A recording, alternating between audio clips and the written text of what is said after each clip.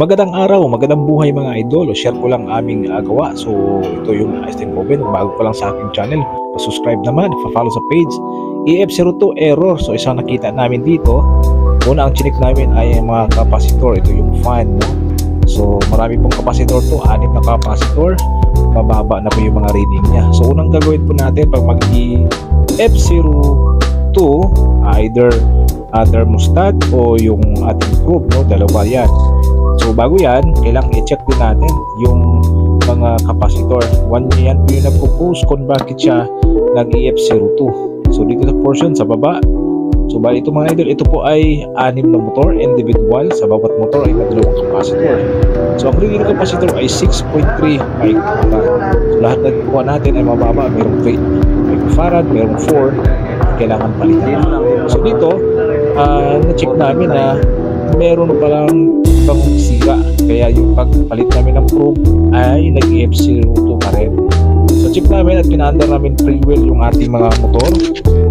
Under naman, at ito yung ating mga bearing, okay rin, at yung mga board. At may napansin na kami dito sa bandang portion ay merong isang layout na natuklap at nag-burn out. Ito, nakita natin sa kanyang layout ay tanggal siya. Kaya isang dahilan, pag umiinit ang board ay nakakaroon po ng problema, no?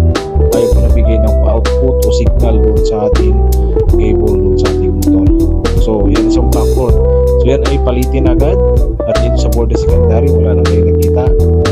At ito ay isa sa mga problem na bakit nag-EF02 yung ating Unox oven. So sa pagkalam dito ay po ay 400 volts 3 phase at 10 fans ang malalagyan dito. So kailangan idaan po natin lagi ito sa mga preventive maintenance.